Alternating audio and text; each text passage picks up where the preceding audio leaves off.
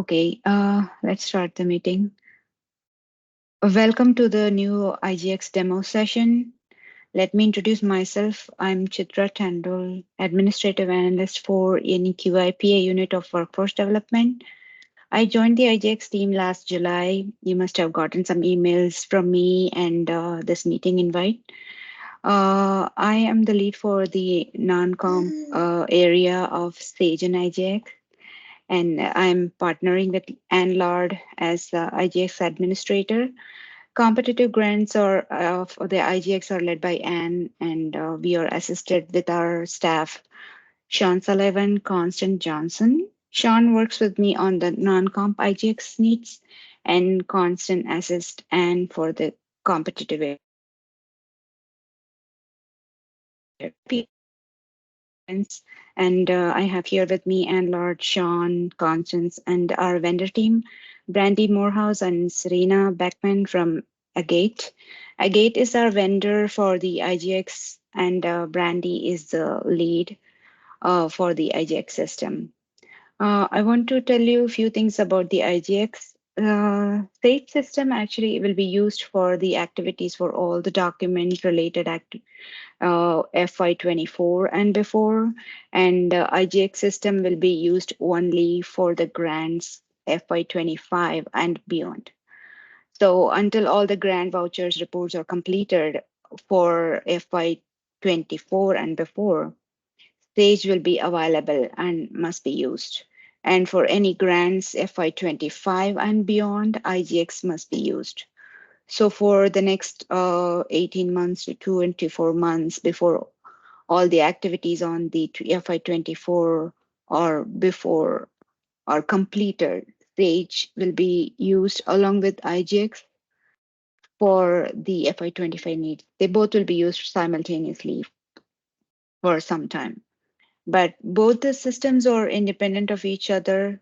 Like, for example, if you have a new user to be added, they need to be added to both the systems.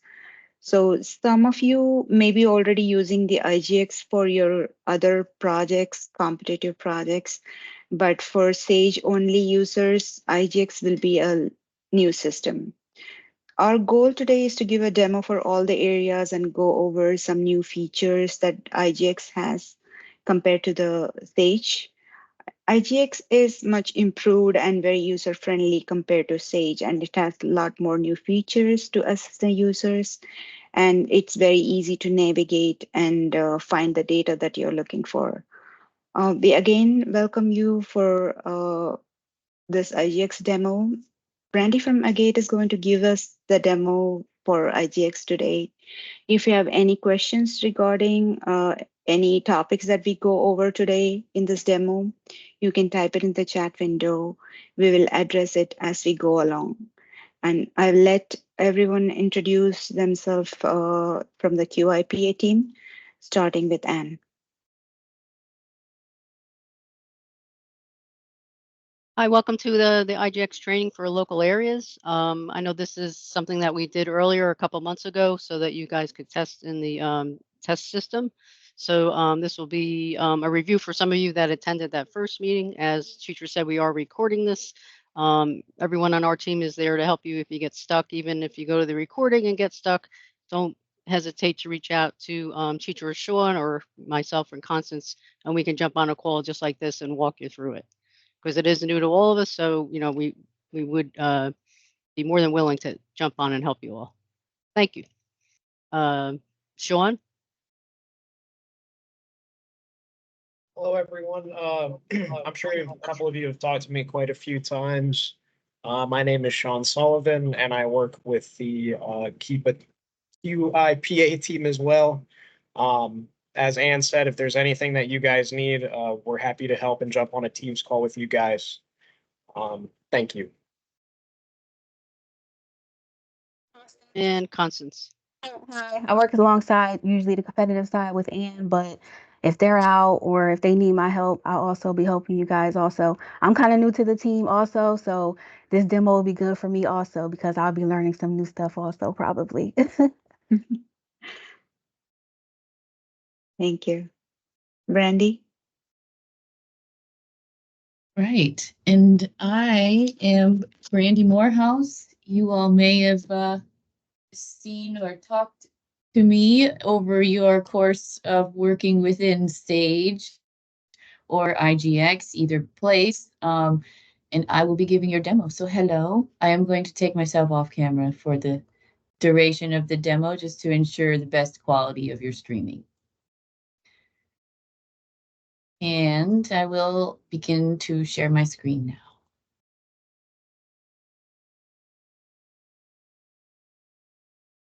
You all can see that. Yes. Thank you. All right, so welcome to IGX, everyone. What you're seeing now is our login screen. So this is the default page you will come to when you type in our IGX URL, which, just a reminder, is very similar to what you're used to in the regular old Sage for your older grants. The only difference is you swap the NJ Sage for NJDOL. So here we are with NJDOL.intelligrants.com. And so this is our login screen. We've got a couple of things to note here. We've got our main information bubble here. You may also, over time, see some announcements placed over here when we have new things released, such as one note that's on here that will be a big difference for you moving into IGX from NJ Sage is multi-factor authentication. When you go to log in for your first time, the system will prompt you to validate yourself with either an email or a text or phone call to receive a confirmation number that you'll enter in and make sure that you are who you say you are and should be accessing this account. Also note that all of your profiles have been migrated over from the old system. So your usernames and passwords that you're currently using in NJ Sage are also going to already be here on IGX, and you should be able to log in with the same exact credentials. And so the email and the phone number that you would have had on your profile in the previous system is also here and what will be used for your multi-factor authentication. If you have any issues with getting logged in because maybe some profile information was out of date when we migrated it, please reach out to Chitra, Ann, Sean, Constance, any of us, and we'll be happy to help get you in. So another thing to note about this screen before I do log in is a couple of links. Over here in this login box, we have a login assistance link. And so what you may have been used to in the previous system is the option to retrieve a forgotten password. Now we also have the ability to retrieve your username. Should you lose track of that and need to track that down, we can click this link and use our email to retrieve this information. If we forgot our username, it's just going to ask for your email. I'm going to go back to our login screen. Please also note that if you had a new user that wanted to register, we have this new user link right here that will open up a registration modal to fill in all necessary information for a new user to register. But if we are just adding or needing to add a user to one of your already existing county organizations, we'll do that from within the system once you've already logged in. And I'll show you how to self-service that in just a few minutes. So now I'm going to go ahead and log in with my authorized official role. In this case, today I am Serena. On logging in, we land here on what we are calling a dashboard. And so our dashboard contains many panels and lots of access options to get anywhere we might need to go in the system. So we have some panels down here, which I will get into a little bit more in a few minutes. But I want to show you over here in the top right corner, you'll see this is my user's name. And so if I click on my name, I have some options.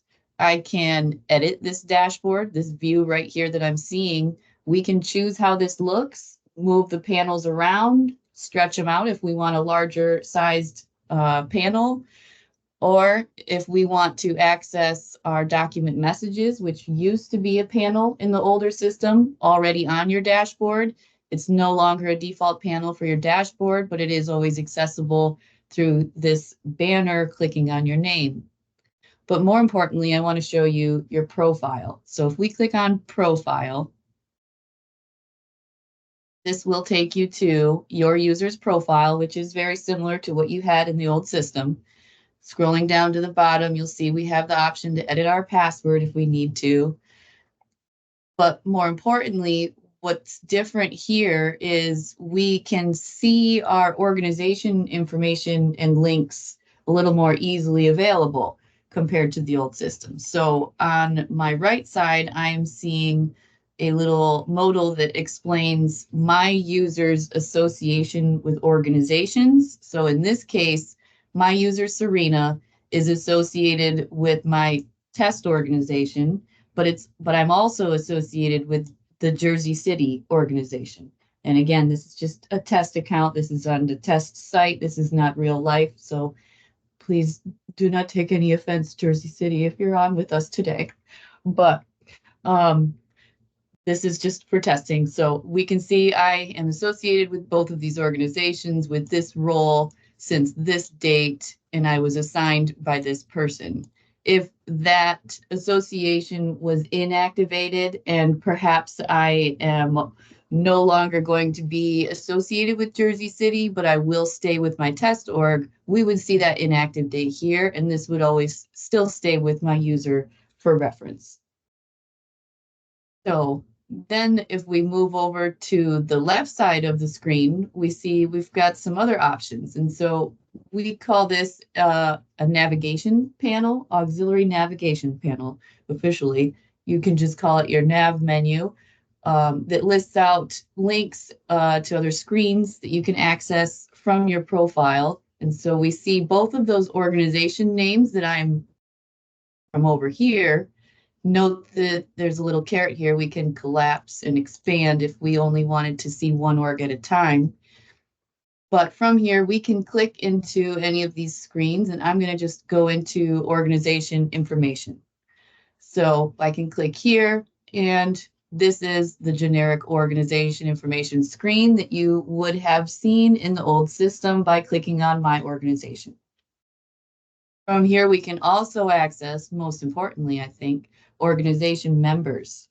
So this is a screen that I think you'll have to interact with most throughout your organization, just to facilitate what users should be associated with your organization. We can view any of this information, as in what their role is, when they were activated, or if they were inactivated. Along with some other information, we can click on this pencil to edit that information if we want. Let's say that this person should no longer be active. Well, I clicked one that was already inactive, so it's already there. But if we were inactivating someone, this is where you would enter that date so that they would no longer have access to anything associated with this organization. A nice thing about IGX is that we also have these filters above that can let us search through. I know many of your counties have a very large volume of users for servicing so very many grants across New Jersey, and that means there's a lot of people to sift through. If you need to work on a particular person, you can search it out here. So I could just type in Serena and find myself. Now, the next thing that I want to show you from this screen, and I think will be used most from here, is this handy dandy plus button in the right corner. Allows us to add users to our organization. And we have two different ways to go about this. We can add a brand new user to the organization, meaning if you need to add somebody that has never been in IGX, never been in NJ Sage, then you would want to do the new user button. And so then you would fill in all of the required fields. If I just give an empty save here, you'll see These are our required fields. They have to have a first and last name. They must have an email. They must have a role, and then login credentials. If you instead need to add someone to your organization that is already in the system somewhere, but not associated with your organization yet, we do have this other option of add existing user to organization. So I could click this and search out somebody else that maybe is helping out another county. Maybe you have a consultant that helps out 2 different areas and they need to be added here so that they can access your grant and help you fill in any information. You can type in that person's name, hit search, and then we'll see we have some options here. These are other users in the system that matched our name that we can add. And so we would select a role. Let's say we need this person to be an agency administrator rights so they can save and maybe submit things. We would enter an active date, and then on save, the system's going to send that user an email saying, hey, Jersey City is requesting that you join their organization.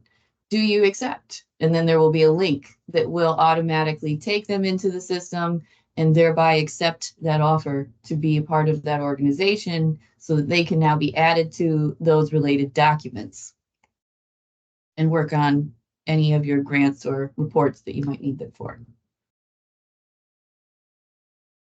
So that is organization members. There are some additional screens here I don't think pertain to you guys too much. Organization categories, which is really just where we indicate that you are a county. Person categories are not so relevant for your users. So I think that kind of wraps up organizations and profiles for us. So I'm going to now head back to our home screen by clicking home in the top left corner of the screen. Here we are back on our dashboard. And so now I'll talk about this dashboard a little further. We see there are numerous panels here. And so the first one that you may be used to seeing in the old system would be My Opportunities. And My Opportunities is where you would go to start applications for grants that you may want to apply for. In the case of our non-competitive grants, you will not have to come to this My Opportunities. These documents or contracts will already be generated for you. And so you'll be able to find them in a number of other places. You shouldn't have to come here. But if you were applying for a grant outside of the non-competitive local areas, let's say, for example, you wanted to start a Pathways grant or a Bridges to Employing Youth application, you can click on one of these links to start that application if it's within the time frame and you are eligible. So that's My Opportunities. Of course, as you can see, we have options to filter, just like with most of our other panels here and throughout the system. We like to include filtering options so that you can most easily find anything you're looking for. The next I want to mention is My Tasks. So My Tasks is probably one of the most important things that you guys will be worried about when you do log in. What is on your task list? Because that is usually what you need to do right now. So here is where you would find your contract if it is, let's say, sitting in contract negotiations, which is the most common step that our documents do sit in so that you can process payments and expenditures while throughout the life of your contract. So in my case, I could search out. I know that I have my contract for Jersey City and it ends in the number 039. So I'll type that in name and click search and see only one document is returned, and that is my contract. And we can see some information about it, just like in the old system, we've got the name of the document. This is our document number. Reminder that this is a critical piece of information for reporting any issues. If you need help from the labor team or myself, this is our step one to helping you troubleshoot. Next, we see what type of document it is. So if this was a payment voucher, we would see payment voucher here instead. The organization, which really isn't so relevant for you guys. If you're only working under one, it'll always be your county or your organization. The current status of this document. So right now, my contract is sitting in contract negotiations, and the status date. So when my contract entered this status is what will be listed here. Due date, not as relevant for our contracts, but if you had an open application that maybe was only going to be open for a couple weeks, it would list that due date here. Another fun panel I want to mention before I dive into this document, if I scroll down a little bit, you'll see we have this panel called My Documents. And so My Documents is very similar to My Tasks, but the primary difference is My Tasks means this document is in a status that currently requires my attention. When you, let's say I did all my payments, I'm good, I've filled out my subrecipient agreements and made all my signatures, and now I've submitted my contract, it's not going to be listed here in My Tasks anymore, but you can always find it under My Documents. So if I search down here with that same 039, I will again find it. Search. Okay, well, it will. I'm not sure what I've done there, but I will take another look at that. But the point is, it does list out all of our. Oh, there's my 39 right there. So I could click on the name here or here from My Tasks and head into that actual contract document. Lastly, of course, we always have a generic announcements panel in case there's ever announcements that the department wants to release to you guys. You have a quick view of it. Right. So with that being said, I'm now going to hop into my contract by clicking on the document name from My Tasks.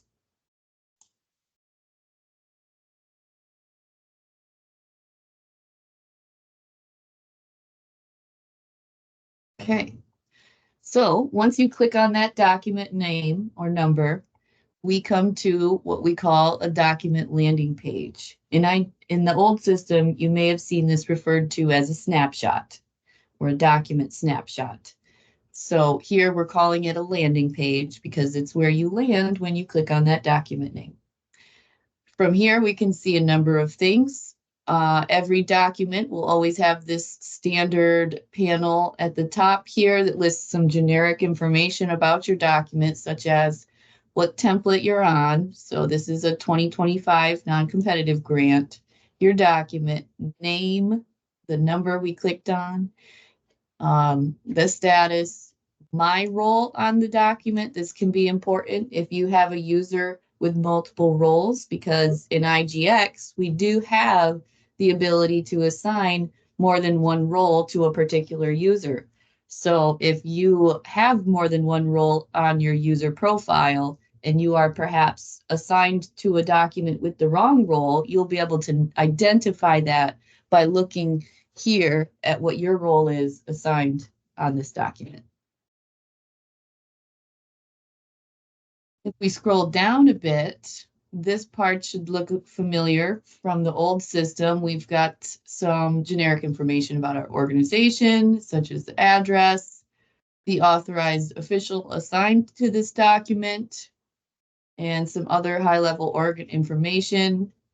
Note that we've got some emails listed here for additional help. If you have any WIOA or Work First issues or concerns or questions, you can reach out to these emails for help.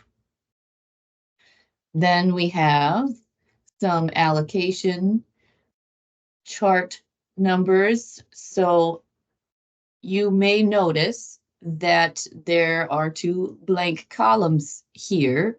Please do not be alarmed by that. This is to account for the counties that serve multiple counties. So if you are serving Morris, Sussex, Warren, I believe is one of them. So if you 3 are on your document, you'll see that there will be a column filled out for the allocations of each of those counties.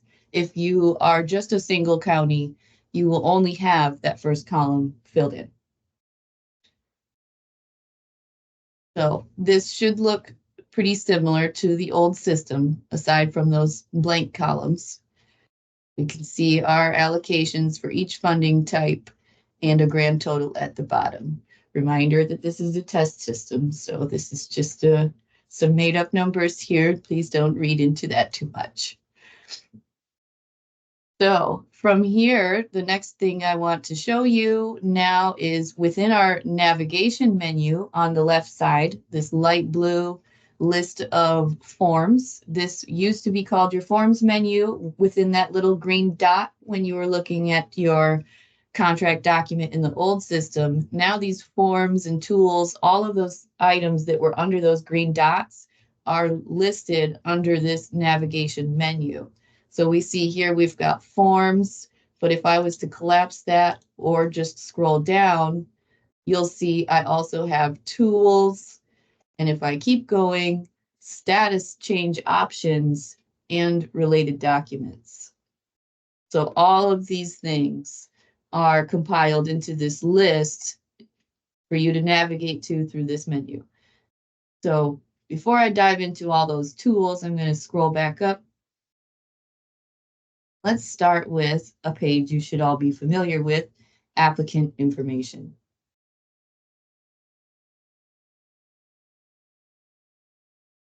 Right, so this should look quite similar to what you've seen before. This is just our generic applicant information page where we want you to select your project director and CEO contact.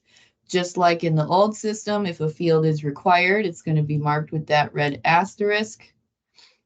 These drop downs will list out the users that are associated with the organization that can be selected. Selecting and save will automatically populate all of the related data from that user's profile.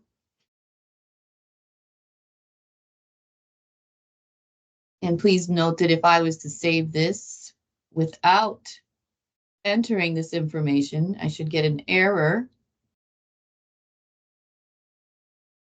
So you see the system does not really want me to submit this document until these have been satisfied. A difference about IGX versus the old system is when you have multiple errors on a screen, these can now be clicked and they will take you right to wherever that error is firing. We call that an anchor. So this anchors us up to that top field to say, well, you need to fill that in. Also, on your forms menu, you'll notice now that I have a little exclamation point next to that form name, indicating that there's errors on that page. If all was filled out and no errors, we would see a check instead, like this form. Let's take a look at our funding levels by source form. This is one of your next most important forms, I would say, as it lays out those allocations for you, just like on our landing page.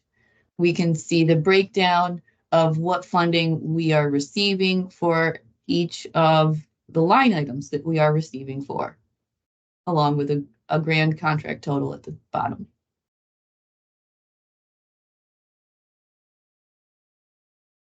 Right.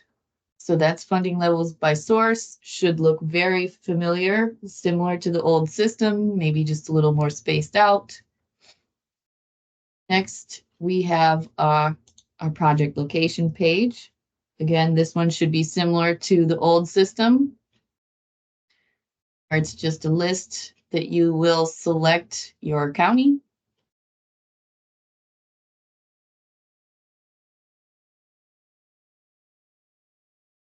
So I can select where I'm operating from. And there are some other forms here, may not be as critical to you, but just want to make a note of, we have this reports and status form. So this is not something that you will actually work on, but it is a handy tool as you get later in the life of your contract. This is just a page that gives you a quick summary of all of the sub-documents that have been created. So all of your payments and your reports, it'll just list out what the document number was for each month and whether your payments were actually paid and the check numbers associated. And then, of course, we always have a miscellaneous attachments form. Should you need to upload any kind of documentation to share with the department, they may ask you to upload it here. Note that the last row is repeatable. Slight difference from the old system with repeatable rows. It used to be that the system would automatically add rows for you on save, and now we have this handy dandy plus button for you to add rows or subtract rows if you don't actually need to add it. But nice feature that you can add as many as you wish without saving the page. Right. So next is the fun stuff of our cost summaries. So I'm going to pull up our WIOA cost summary. So your costs, note, if you ever try to leave a page without saving and you've made changes on that page, the system is going to prompt us and say, warning, you have unsaved changes. Are you sure you want to do that? Do you want to abandon them, or should we cancel and let you save first? So in this case, I don't actually care to save those empty rows that I created. So I'm just going to hit confirm to say, I don't care, we're moving on.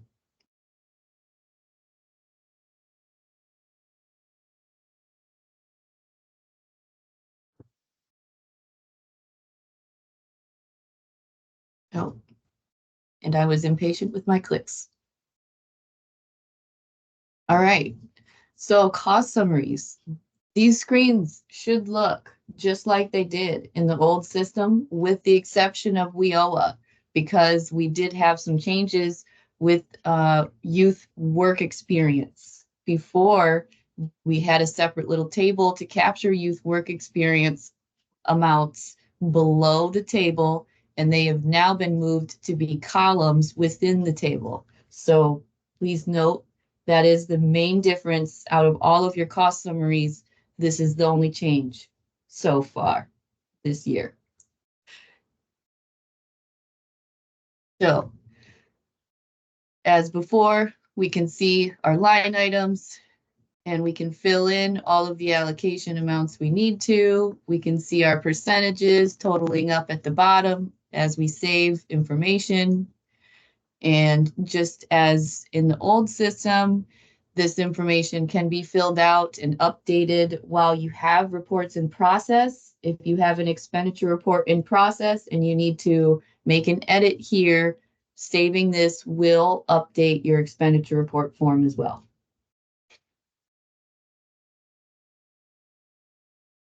Now, just a note, these cost summaries are much larger than most of the screens that you'll see in IGX. And so we have set a default zoom on them so that when you enter this page, you do get the full view of this table.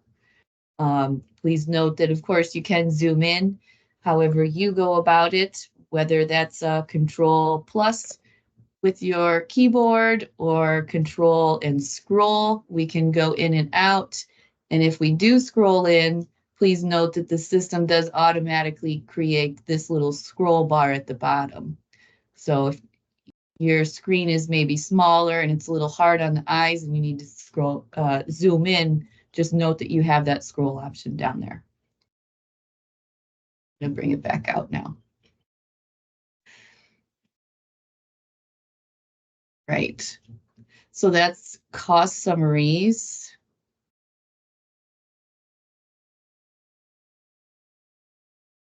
I can click through a couple more just to show you. But like I said, there were not any changes to formatting for any of these other cost summaries. It's really just WIOA that had the change with those 2 columns for work experience.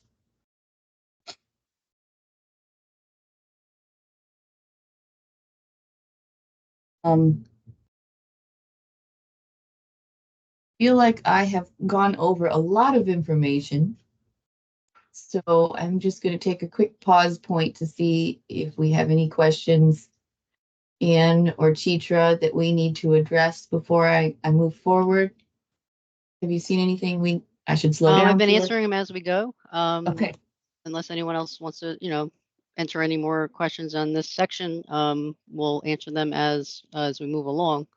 I believe I've answered all the questions posed so far. awesome. Way to go. Thanks. Yeah. All right. Well, I'm going to scroll down then.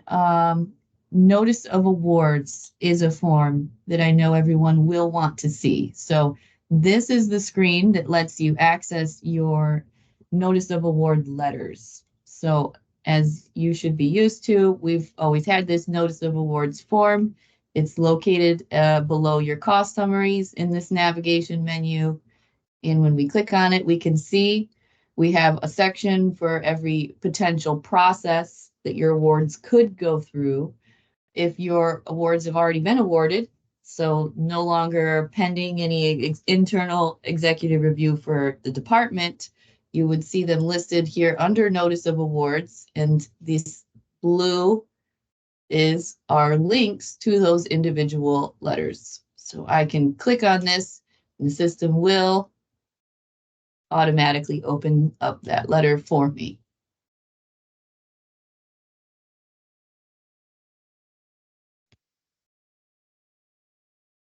So that's notice of awards. And then below that, you'll see we have all of our contract forms. I do believe we're going to return to contracts to get in a little deeper down the road. Correct me if you want me to click on something, Anne, Chitra. Otherwise, I'm going to move along down to tools. So talking through our tool options. First, you'll see landing page. So this is just going to bring you to that landing page that we come to whenever we click on the document number. It's less of a tool, more of a navigation tool. So that's landing page. Next is add edit people. This is an important one.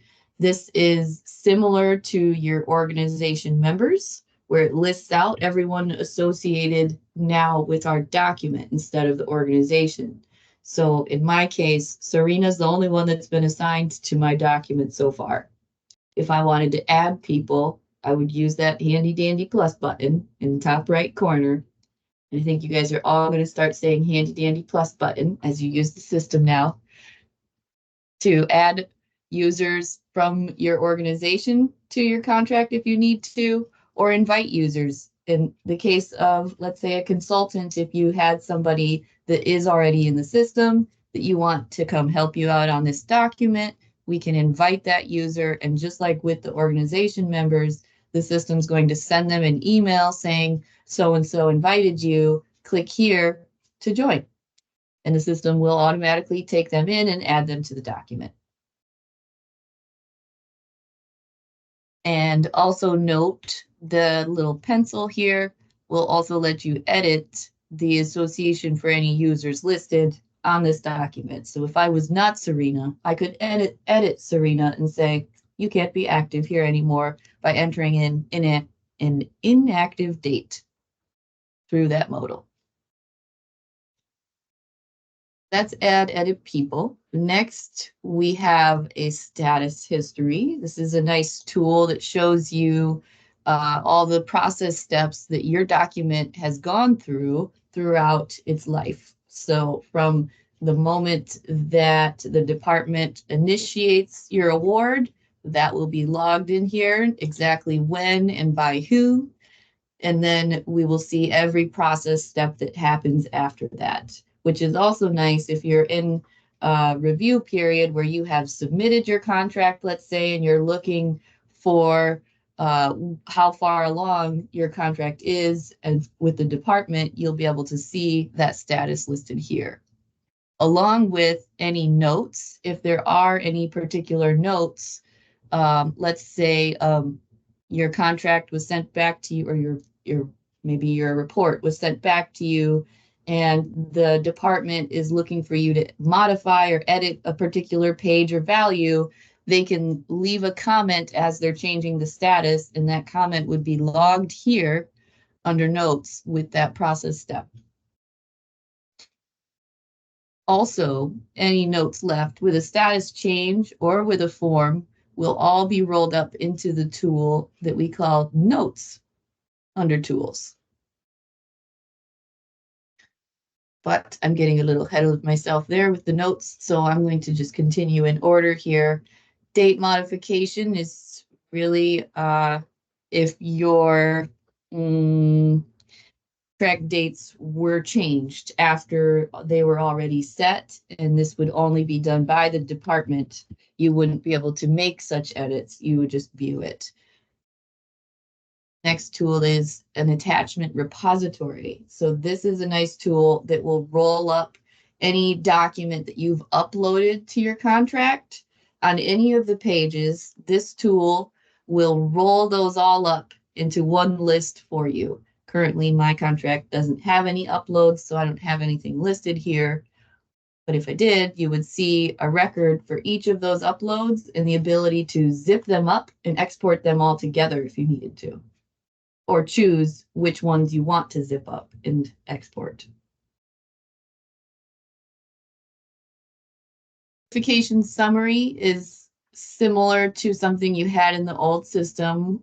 This is meant to show you differences. If your contract was to go through a modification that triggered different versions to be taken, and you wanted to view what was the value then versus now, this tool would show us that.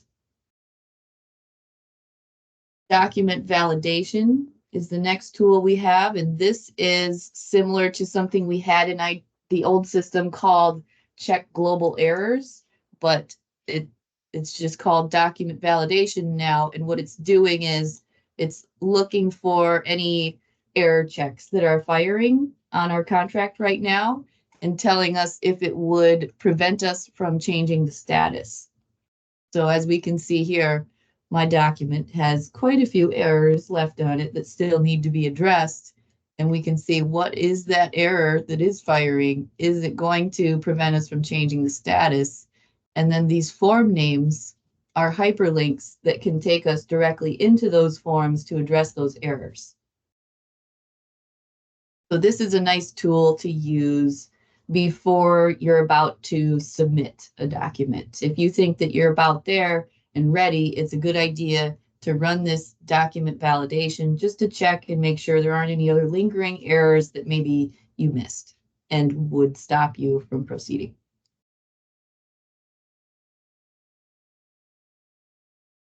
Next is that notes tool that I mentioned. And so this is a roll-up of all the notes left in regards to this contract, whether on a status change or a form. They are rolled up here. We can also leave new notes here. Note that a difference from the old system is now with our notes, we can attach files. So we can upload a document to go along with our note, maybe to justify a request or an ask or something. We also have some additional formatting options, which were not available in the old system. Can be nice if you need to leave a list, perhaps. The next tool we have is print document. So this is a nice tool, a little different from the old system.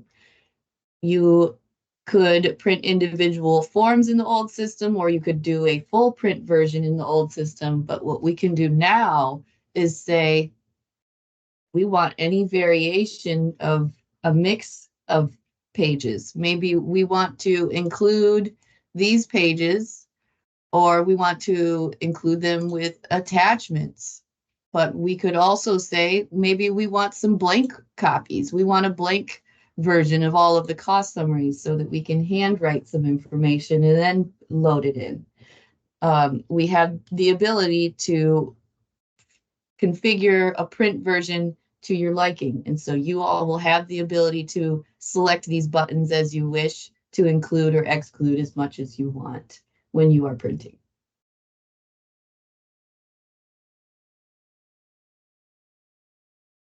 Then the last tool we see Brady, one is, thing on print that works the same way for expenditure reports if they choose to, when they get to that document. Same yes, same yep. thing. Okay, thank you. All of these tools will be available to you on any of your documents. So whether that's your contract, your payment voucher, or your expenditure report, all of those will have this toolbox, if you will, at the bottom of your forms menu, and the option to print or validate any of those documents.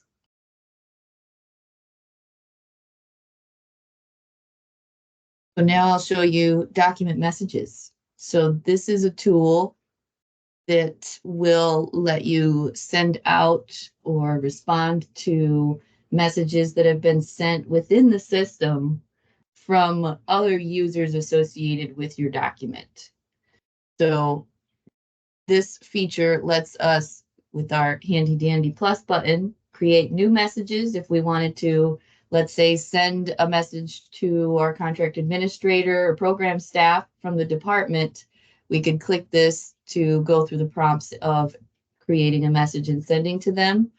Or we can view, we can also find notifications that have gone out associated with my contract. So I know that there is one that goes out, and I'm going to change this to say everyone. So a notification was sent out. It could have been to me, or it could have been to someone else on this contract. If I say everyone and hit search, I can see the grant system has sent a notification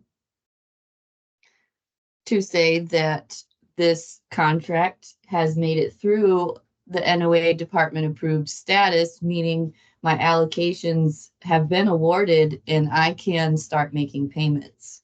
So I can view that clicking on this little envelope and get those details.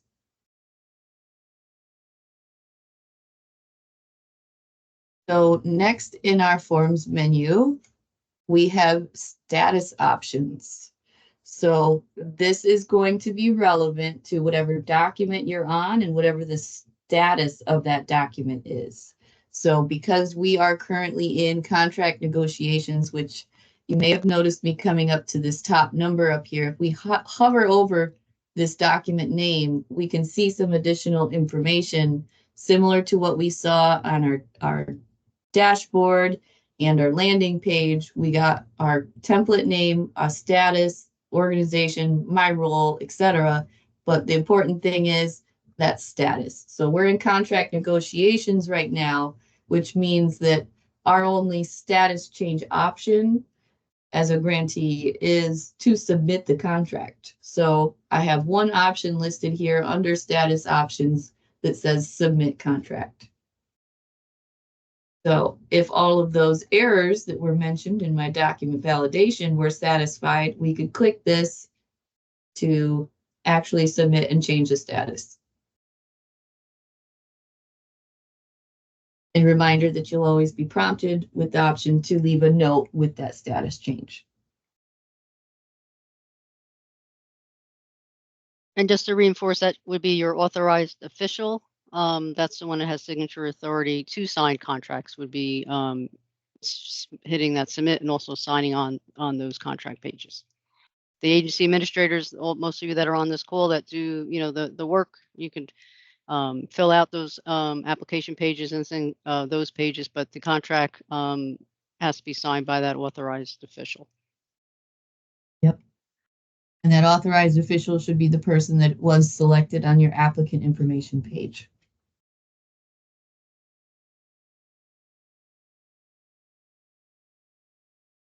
All right. So now let's move into related documents. So we can see from here, there are some options to go into documents. So we see non-competitive expenditure and payment voucher. These are both listed here because our contract already has some of these documents existing. If we hadn't started either of those yet, this area would be blank and we would only have this button option. Please note this button is also available from your home screen on the dashboard. Your My Tasks now has this option to initiate related documents.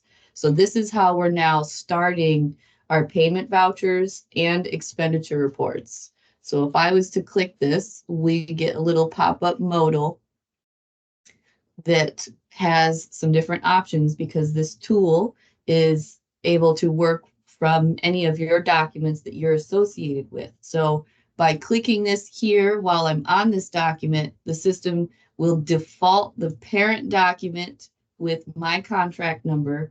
Parent document is meaning the contract. So your expenditures and your payment vouchers are what we call children documents or sub-documents, making your contract the parent. So we want your parent to be your contract number. Reminder, mine was ending in that 039, so that is the right one. And then available documents is the next to notice. And so we want to select what instance of document we're looking to start. In my case, I already have some documents started that I'm going to show you, but I just want you to know that you have this drop down here. And so it will list out an option for every instance that is available for you to initiate. So in real life, you will likely not have every single month available to you at the same time. But because we are in a testing environment and testing right now, we do see many options. But I would expect you to always see at least one payment voucher option, or you can start up to six payment vouchers in a month. And so you can keep clicking the appropriate payment voucher instance. You'll see down here, I have some payment voucher instances available to me. Make sure you're clicking the appropriate month and year. These should automatically be the appropriate month and year. And there's also expenditures. And so again, you should only have one of each at a time.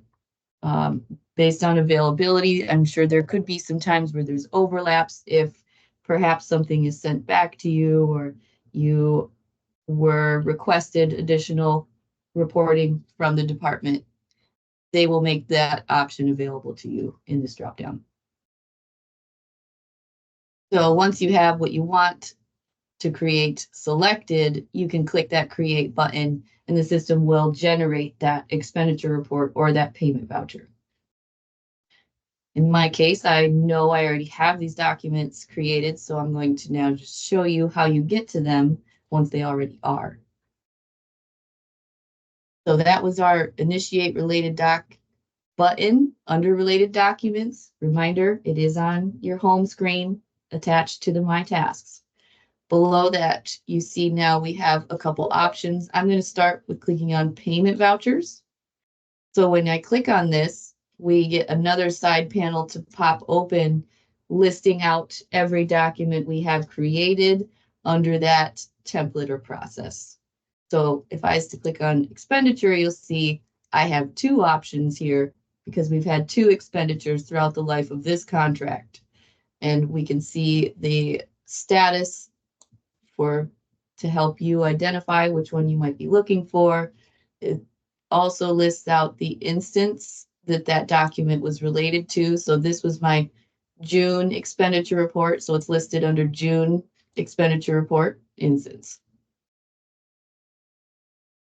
But let's start with our payment vouchers, of which I only have one right now, but we are going to click on this document name to head into our payment voucher.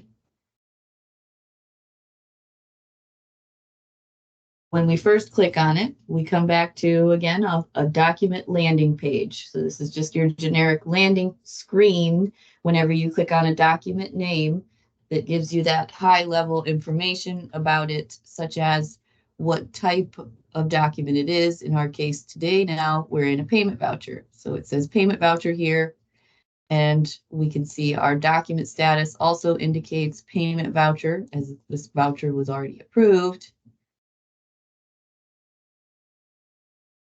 And on the far left, we've got our navigation menu again, all of the same high-level options that we've seen on the contract with forms, tools, status options, and related documents. Fun fact about IGX with our related documents is that we can access any related documents from any related documents, meaning that from my payment voucher, I can get to expenditure documents. Whereas before in the old system, you would have had to go back into your contract before you could then see expenditure reports associated. So that's just a nice little tool for helping you navigate quickly should you need to. But more importantly, let's take a look at forms. So there's one main form that we all care about on the payment voucher, and that's the payment voucher.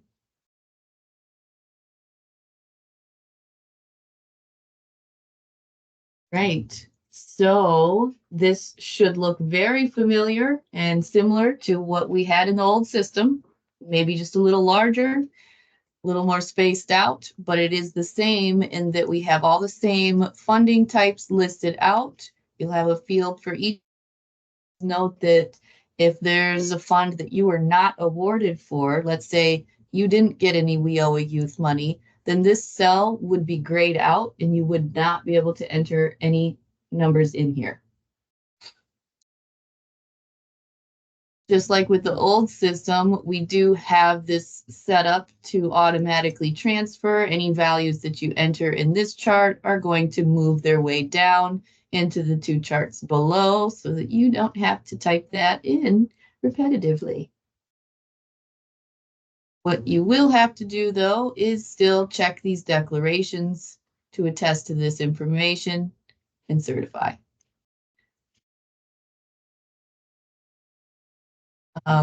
In your forms menu, you'll note we do also have a miscellaneous attachments form here. In case there's ever an upload or some documentation you need to support your payments that the department may request, you can upload those to your miscellaneous attachments form here. And then this A1 OPVL return form is something you may have seen in the old system, but is not so relevant to your daily lives as it is the department. This is just where we would see return information from CFS processing your payments after it's been successful. The system is going to stamp some generic information onto this screen, like a check number and the amount you were paid. That is payment vouchers.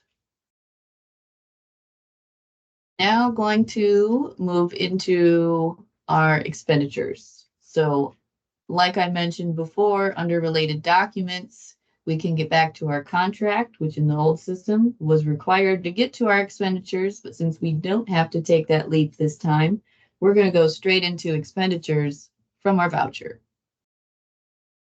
And you can see we have more than one. We're going to take a look at the most recent one created that's still currently in process so that you can see the cumulative values populated from our previous report. So clicking on that document name brings us again to a document landing page just like with our payment vouchers and contracts, you have that high-level information at the top. And then down below, similar to the old system, we have a breakdown of the different funding types and what the spend down has been so far to date. Note that the current monthly payments right now have no values because these forms still need to be filled in, as this is a fresh report.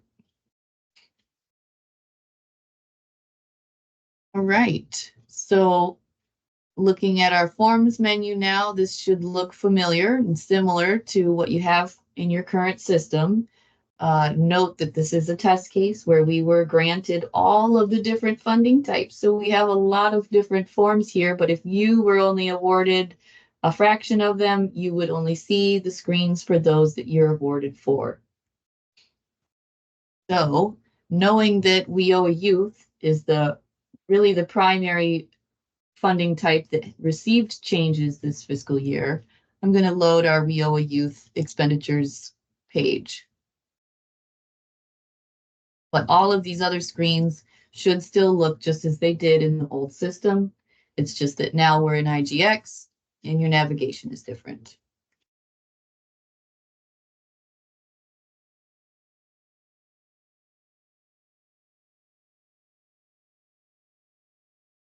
You may notice, this is done loading, I guess, that there are a couple of buttons at the top of this screen. Override and approved, you'll see these are not so relevant to you at this time. This is a new development that will be presented when we are finished with it, but should not cause any hindrances on your immediate works. So if you do encounter any issues, please reach out to Chitra, Ann, or myself, and we'll be happy to assist. But for now, please disregard those buttons. What we do care about is our reporting period, the amount paid. Note, just like the old system, this amount paid is going to populate with whatever amounts we had received payments for in this relative month. So this is my July report. So if I had $100 in July payment vouchers for We Owe a Youth, that $100 would show here. And we can see throughout the screen, our cumulative amounts are coming over from past expenditures. And we have the ability to enter in all of our current expenditures in this column. So this screen should look very, very familiar, very similar to the old system. And as we get towards the bottom, apologies, this is probably one of our biggest screens. We see now youth work experience is looking a little different as we have full charts now for these, so that you can break down your expenses by those line items relative to youth work experience. In school and out of school being their own separate charts. Going to keep scrolling here just so you can see the bottom is still just as we had in the previous system with our reconciliation section, making sure that our disbursements, payables, and expenditures are all lining up. And our fields to enter in these other situations such as cash disbursements, accounts payable, or program income, earned or expended. So all of your expenditure screens have been loaded over to IGX. They all look the same with the exception of youth here having work experience transitioned into a table. But all of these forms will look the same as they did in the old system. And they are all, just as they currently are for FY24, in this one menu. And then, of course, as all of our documents, we like to include a miscellaneous attachments form case there's ever those scenarios that the department may request some information from you or vice versa, we can submit it here.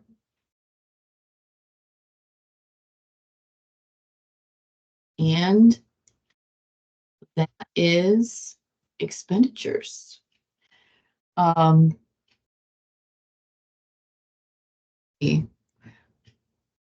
That just about wraps up everything I had to show you. An additional thing I want to note that we did not get to look at is on this banner here, which I'm going to just click home so you can see it a little more clearly. So dark blue banner here has some different options, and searches is the one I want to make sure everyone knows about.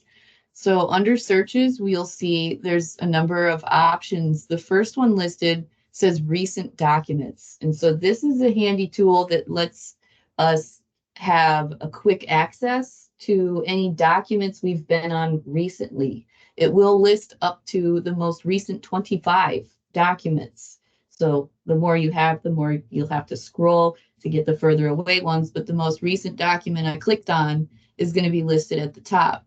So we can see there's that expenditure report we were just looking at, and I can click there to go straight back to it.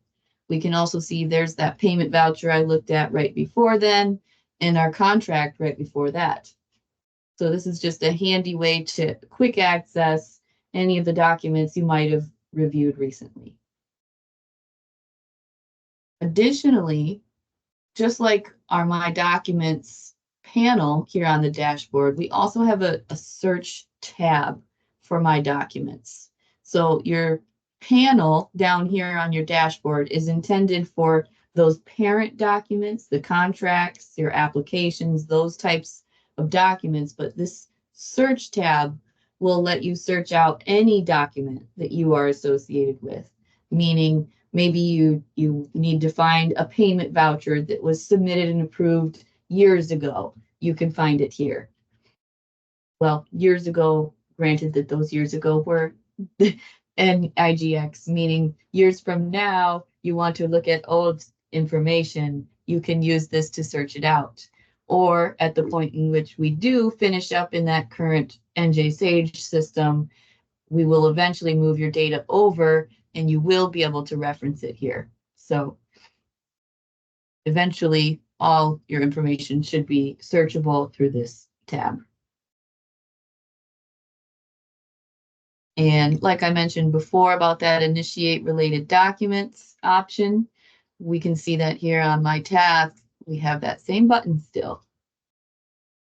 So if you knew you were coming into the system just to start a payment voucher, and you know your contract's already set, you can log in and just immediately hit this initiate related documents button and say, I have a non-competitive document I need to start, and then select my voucher.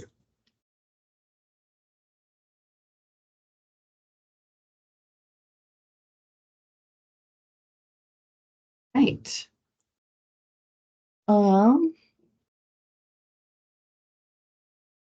I believe that concludes everything that I had written out to demonstrate today. Is there anything that I missed, teacher, and that you would like me to revisit or expand on? Yeah, the administration menu on the top left is only for the Sage IGX administrators. It is not going to show up for you guys. You will be having home searches and reports only. So don't get confused when you log in.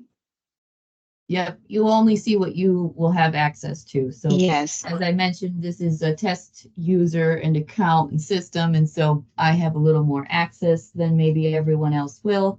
So you won't so much have administrative options. and there is a way to favorite some of the frequently visited menu items with the star. Yep. Right so here. Let's say NC is for non-competitive. So if we were often searching our non-competitive vouchers, we could star that search tab, and then we would see now a favorites listed under searches that lists out those tabs that we had starred.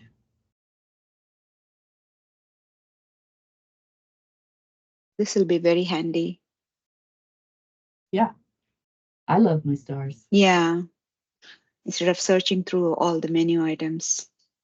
Yep. That was a great note, teacher. Any other hidden gems that I'm missing? And the training materials tab. Training materials are listed here. This little book over by your name in the top right has a link. And so right now there are not a whole lot of options listed, but we will be uploading a local area section to include your materials as well. And we are also working to add this training material link to the this video to this training material link. So in Yes. future, if you want to access this video, you can go from the training materials. We are working on it. It's going to be there eventually. Plan, we will be updating, and note with this training materials, you can click on this dark blue banner to move it around if you are trying to maybe view this and something behind it at the same time. You're able to do that.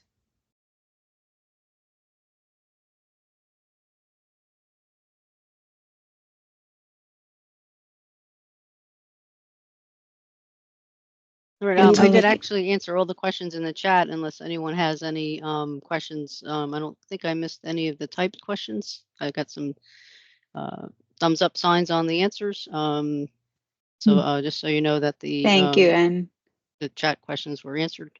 Certainly have any opportunity now if you need to ask any questions. You can do that now. yeah. Also, we are available on a one-to-one basis too, of course, as we said earlier, like Yeah. after this call. Yeah. If you have any questions related to the contract, when to sign that, Viova group is the point of contact for those kind of questions because they will be having the answers exactly for the contract related questions. Right, Anne? Yes, the Wheeler group will be your point of contact because they can answer programmatic questions better than us on the call. We're more of the system questions like how do I log in, or maybe if you guys notice something's not adding correctly or doesn't look right, that would be where you would contact us.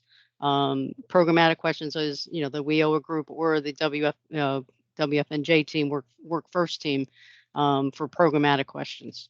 So that would be your first point of contact for those type of questions. If you think of it ends up, if you reach out to them and it ends up being a system question, then they'll work with us to, connect with you all to rectify that. But they're taking the lead on getting those contracts signed moving forward. So, because then they can discuss with you any contract language and that type of thing.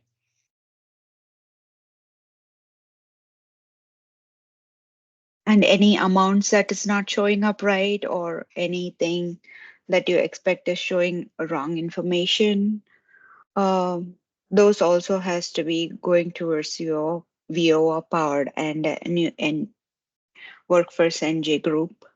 And if they have any concerns, like IGX is not showing this right, they are going to reach out to us. We'll work with fiscal and get that resolved for you. You can always CC us on the emails that you send out to them, so we know.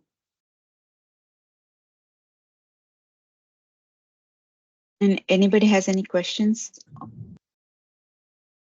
please type in the chat or you can ask away.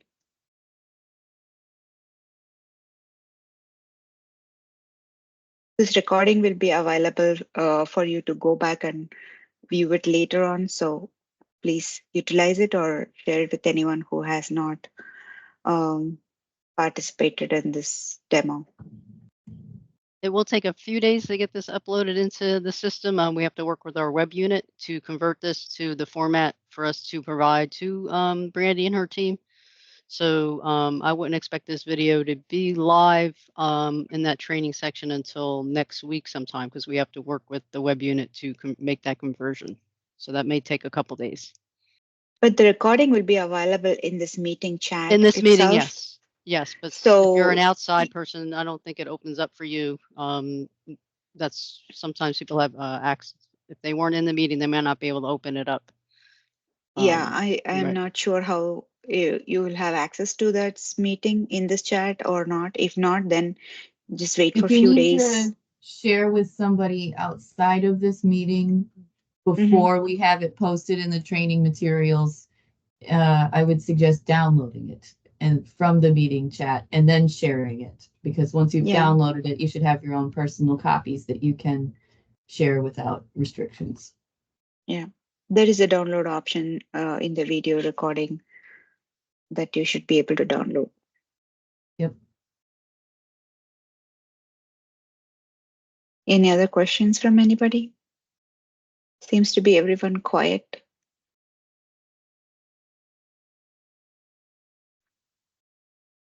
I hope you had a good time. Okay. Yeah, if nobody has any questions, then I think this is the end for our meeting today. All right. All right, everybody. Thank you so much for attending this We have Thank one you. question. IGX meeting. Angela's asking, do you want us to keep testing? If you want to go for it, yes, definitely. And we do We'll have the appreciate all those first one. folks that made that effort for us. It was a very, very big help, aside from you guys learning it, but it also, we found some things to fix. So thank you all Yes. for doing that. Yeah, it was very valuable input, and a lot of people came forward to test the IGX system for us, and we appreciate their efforts and finding some defects that we got corrected. So thank you so much to all of you guys who tested it for us.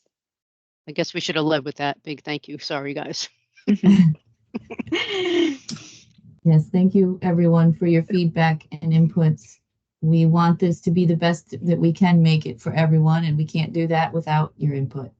Thank you so much. Thank you. You're welcome. Okay, enjoy the rest of your Bye. afternoon. Thank Enjoy you all. your I hope you have a Take good care, enjoy your everyone. day. Bye-bye. Take care. Thank you. Bye. day.